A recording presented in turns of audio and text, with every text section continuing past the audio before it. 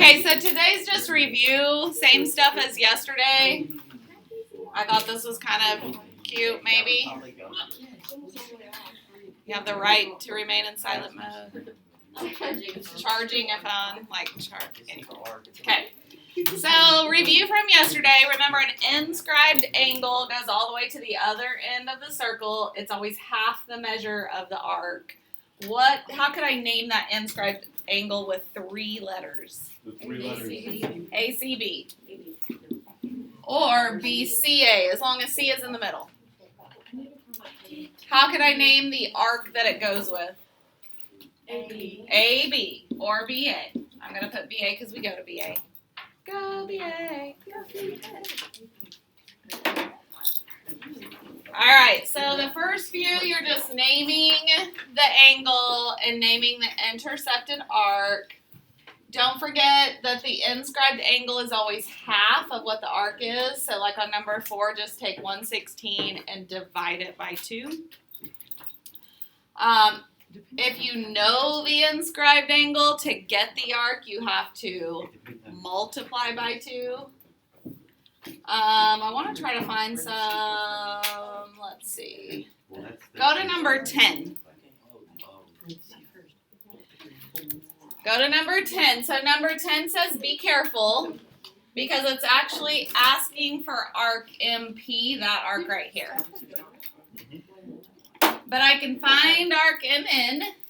So I know the angle's 31. So to get the arc, just multiply 31 times 2. 62, because the inscribed angle is always half. And then do you guys see that semicircle? So just do 180 minus 62. It's 118. 118. And that would be arc MP. So be careful on problems like that. I feel like towards the bottom there's a little bit more challenging problems. Let's see. We'll go to 15 really quick. Do you guys remember what angle B would be? 90, good. Because that's a semicircle, so this has to be 90. And then what do all the angles in a triangle add up to? 180. 180. If you already know that's 90, these 2 have to add to 90 because 90 plus 90 is 180. So I could do 3x plus 6 plus x would equal 90. Combine like terms and then solve for x. What's 84 divided by 4? You got a calculator. 21. Okay. And then once you get x, just plug it in to find angle A. So 3 times whatever x is plus 6. I still feel like there's more challenging problems. Let's see.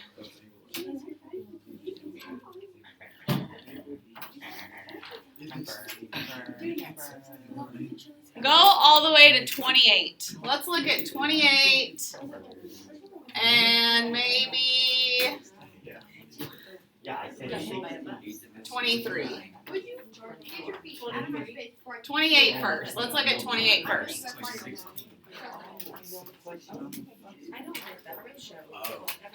All right, so I don't know if you remember, but in a quadrilateral inscribed in a circle, opposite angles are supplementary. So they add to 180. So what would angle D have to be?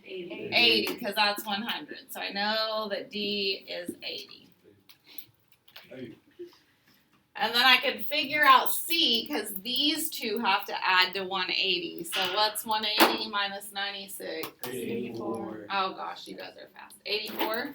Let's go. Okay, so this is where it gets challenging for me. This was what takes me a long time to figure out. So I know I have to find arc A and arc B. So I have to figure out which angle would correspond with arcs A and B. But like if I look at this 84 and I double it, I'm going to get what that whole thing is, but that still doesn't help me find either A or B. I would know what the whole thing is, but I don't know what A or B is. So look at that 100 degrees right there. Do you guys see the 100? How it corresponds with this entire arc? So what is 100 times 2? 200. So that big arc right here would be 200. So if I already know that that's 99, what's 200 minus 99? 101. So A has to be 101. To me, that kind of thing was hard to find and see. It's only because I've been teaching this for like 15 years that now I know. All right, now I can go to the one that was 84, and I know that A is 101. So now if I take 84 times 2, that's going to give me that big arc. What's 84 times 2? 168? So that's this entire arc. Well, if I know that part is 101, what's 168 minus 101? 67. So that would be B. And C was 84. Okay. See, to me, that kind of stuff's a little bit hard. That one wasn't. Yeah. I did not even know that. Okay, let's look at another kind of challenging one. Let's look at 23.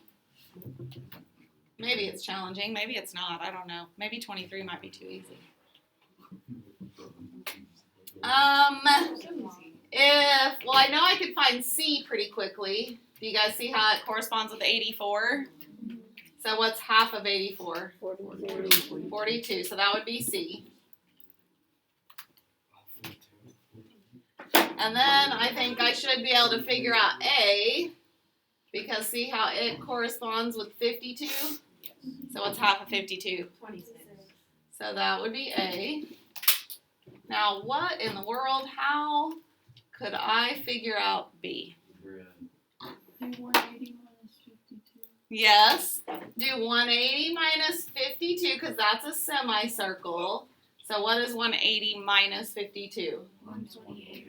128, so that's this arc. What would I do to get that angle now? Divide by 2. So 64. Yeah. Okay, so that one wasn't too awful bad. Let's go to 22. 22 might be harder, maybe. Maybe. Do you guys remember though that the central angle and the arcs are the same? So if that's 44, this would be 44. But what would A be? 22, half of that. Good. Okay, any ideas how I could get arc C?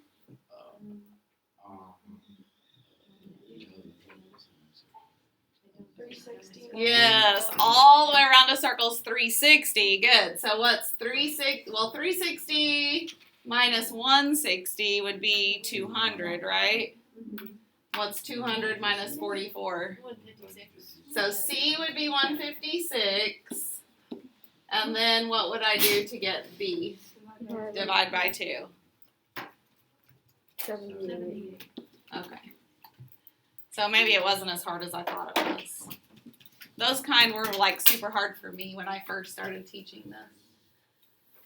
Okay, so just let me know if you have questions or need help. Don't forget opposite angles add to 180.